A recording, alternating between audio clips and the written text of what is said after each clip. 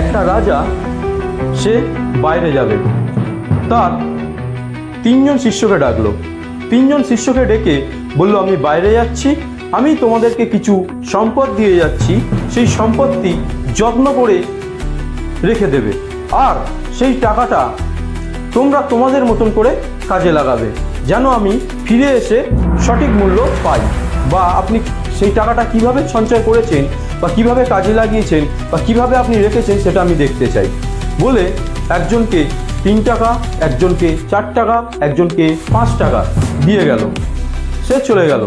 সে কি করলো, তিনজনের মধ্যে একজন কি করলো, যে টাকাটা যে 3 টাকা পেয়েছিল সে টাকাটা কি করলো, একটা গর্তে পুঁতে রেখে দিল, সে সঞ্চয় করে রেখে দিল। আর যে 4 টাকা পেয়েছিল সে সেই টাকাটাকে ব্যবসায় কাজে লাগালো। ব্যবসায় কাজে লাগিয়ে সেই 4 টাকাটা 8 টাকা করলো।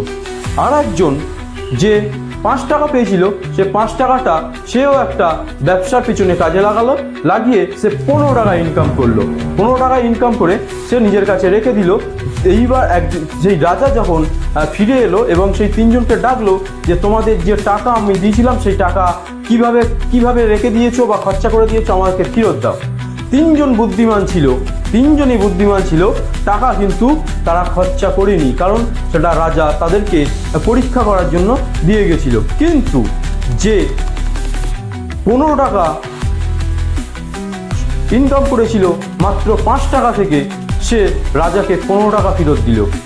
যে রাজামশাই দেখুন, আমি আপনার 5 টাকা থেকে 15 টাকা করে নিয়ে এসেছি। আর একজন যাকে 4 টাকা দিয়েছিল সেও এনে দিল, রাজামশাই দেখুন আপনার 4 টাকা আমি 8 টাকা করে দিয়েছি। আর যে 3 টাকা দিয়েছিল, রাজামশাই খুব হেসে, রাজামশাই আমি আপনার 1 টাকাও খরচ করিনি রাজামশাই, আমি আপনার 3 টাকা গর্তে পুঁততে রেখেছিলাম যাতে আমি খরচা না করি, আর এই দেখুন আপনার সেই টাকা আমি এনে রেখেছি। তৎক্ষণাৎ রাজা সেই 3 টাকা যাকে দিয়েছিল সেই 3 টাকা নিয়ে নিল এবং বলল, মূর্খ, তোমাকে আমি টাকাটা তোমার কাজে লাগানোর জন্য দিয়েছিলাম, তুমি কাজে লাগাতে পারোনি, অতএব তুমি 1 টাকারও ভাগিদার নয়। অতএব সেই টাকাটা তার থেকে ছিনিয়ে নিয়ে গেল এবং যে 4 টাকা থেকে 8 টাকা করেছিল তাকে সেই টাকাটা দিয়ে দেওয়া হলো এবং যে 5 টাকা থেকে 15 টাকা করা হয়েছিল তাকে সেই রাজ্যের বা সেই রাজার রাজ্যের একটা বড় পদ দেওয়া হলো। কারণ সে রাজা জানে যে 5 টাকা যে 15 টাকা করেছে তার মাথায় খুব ভালো ব্যবসা রাজনীতি তার মধ্যে আছে, সে সঠিক জায়গায় সে টাকাটা বিনিয়োগ করতে পারবে। এই হচ্ছে গল্পের মধ্যে দিয়ে আমরা শিখতে পারলাম যে টাকা শুধু জমিয়ে রেখে দেওয়া মানে টাকা কখনো বাড়ে না।